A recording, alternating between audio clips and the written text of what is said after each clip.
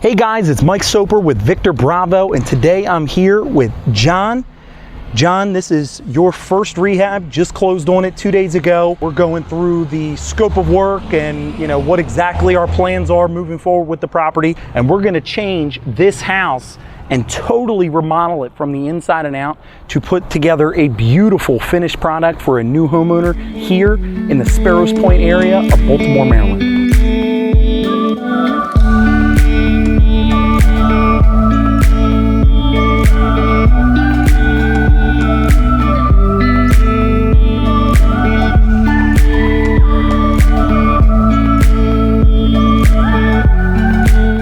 We're gonna walk inside right now. The layout is a 3-bed, 2-bathroom, raised rancher shotgun style. So it's going long ways instead of wide, okay?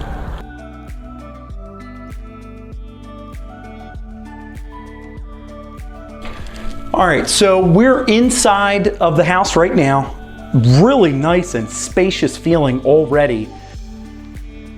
Looking at it, I mean, we have our typical 1980s purple carpet, old stained wood doors, the standard Cove base trim. The property's just dated. Yeah, dated. Mechanically and structurally, this property is solid. I mean, electrical's up to code, plumbing is PVC and copper, HVAC, there's a full ductwork system, and the ductwork and the unit is in fantastic shape. Yeah. So this room right here, this is obviously our living room. This is the main living quarters for this property here on the first floor. What are your plans and what are your ideas that you thought of to do to this space? I mean, starting off when you first walk in, like you said, the carpet needs to go. LVT, laid that all through the flooring, new base trim, and then add some can lights, recessed lighting will definitely brighten it up in here a little Exactly, bit. Yep. So in here with this space, I'm thinking about going with a 5 1/4 MDF OG base trim. Okay, so right now we're sitting at 2 1/4 and it doesn't add much volume to the room. It looks tiny. So what I would do is increase that to 5 1/4. That way the base trim looks a little bit more grand and it gives a lot better of a feel to this space. And right here, yeah, you're 100% right. Change out the flooring to like a wide plank, and we're in a water community. That is one of the major perks of this house is we're in Sparrows Point water community. So let's tailor the home to who our buyer is gonna be, okay? So the flooring, go with nice wide plank, like a soft gray, tannish color, similar to the flooring that we used on the Pasadena job, okay? Okay. So there was debate about removing this wall. And for me, in this community, with this being a raised rancher, I'm not overly bothered by it not being a wide open concept per se. I actually like the room divide in this scenario. Cost aside, when I'm looking at this space, I can just envision now that there's gonna be some sort of sectional sofa or maybe just a little sitting area and then a sectional sofa here, coffee table, and then right here, what we're gonna have our electrician do is we already have a 4-gain electrical box right there. We already have cable coming into right there. So what we're gonna do is we're gonna go ahead and put in a pipe to fish wires up to here for a TV mount. We'll put blocking in there. That way, I mean, have you ever hung a TV mount and you're searching for a stud? We're just gonna go ahead and put, a 2x6 probably right there across. That way it can easily get mounted there. And the homeowner in the future, when they put the TV mount, not gonna struggle to try to hang their TV. No. This wall, I think, is necessary to define this space. And then more so than that, coming into here, we're looking at this area and I'll tell you what, even though dining rooms aren't used as much as they were back in the day, I like this space to offer a divide from the living room to the kitchen dining space, but we can modernize it. So obviously this linoleum is going to come up. Absolutely. I really do like the layout of the kitchen. Refrigerator, I think, would still go there. We're just gonna have to fish a water line for the ice maker, okay? All brand new cabinets. I would go with the 3/4 hardwood shaker style soft close cabinets, a very high quality but affordable cabinet. And then possibly some crown molding at the top of those cabinets to really define the look of the shaker style. okay? We're gonna go with stainless steel appliances all the way throughout.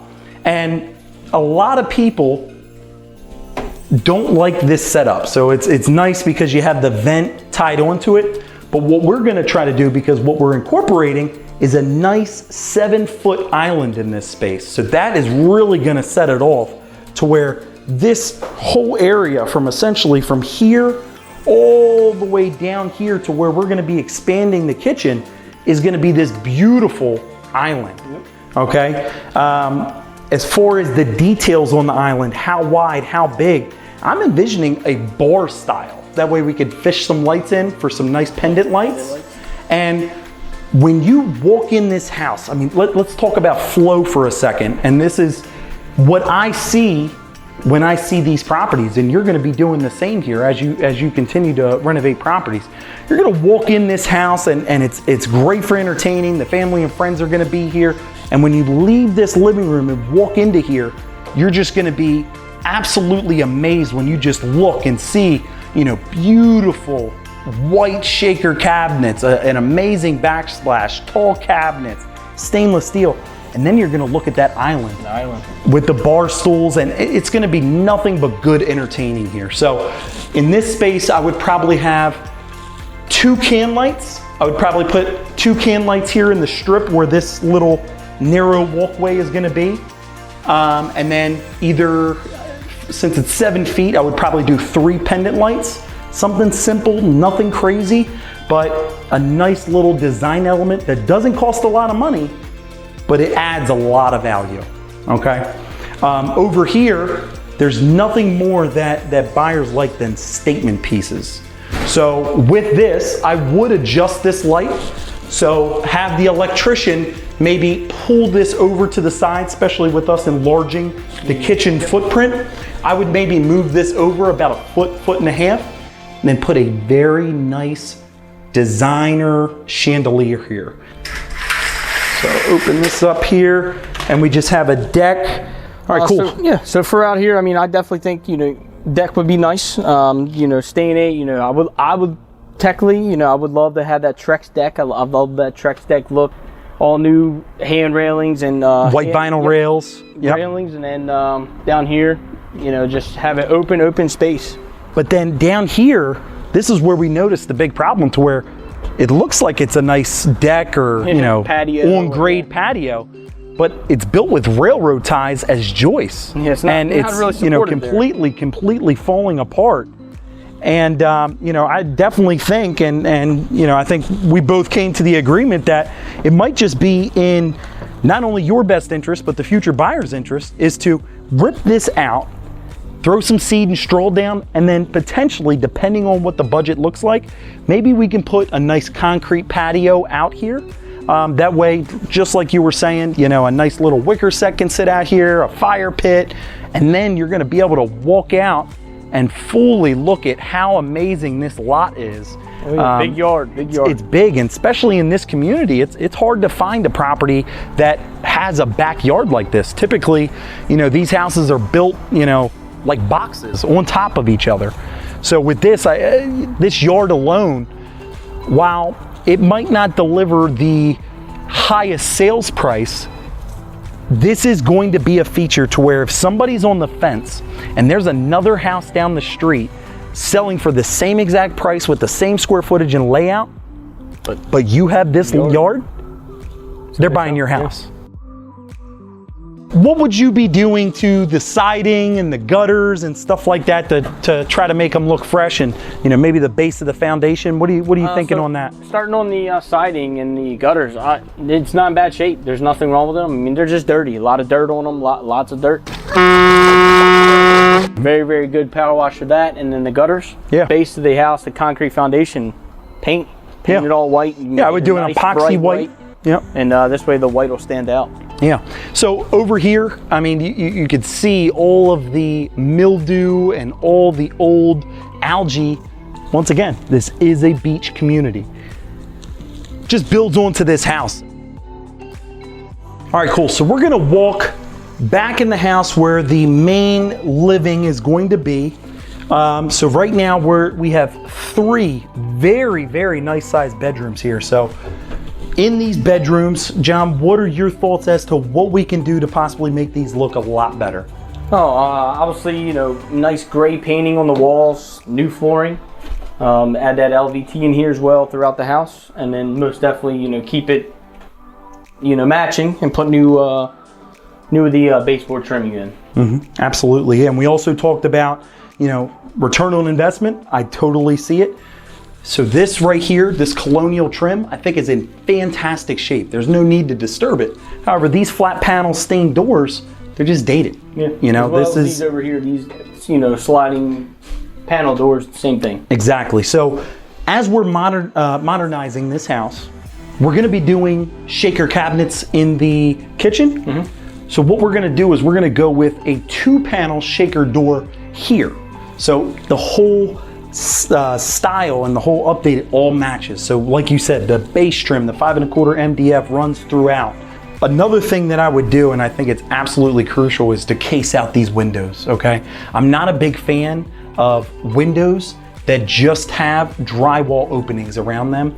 Simply by adding some more of this colonial trim here around these windows, it defines it, okay? Now these windows were replaced about 5 years ago. They still have a warranty on them. They're vinyl. There's no need of changing them. You got another nice sized bedroom right here on the right where I wouldn't do too much to it other than this oversized closet, okay? And I'm gonna tell you guys why in a couple minutes, but what we're gonna do is we're gonna reduce this closet, okay? Right now it's 3 foot deep, which is nice.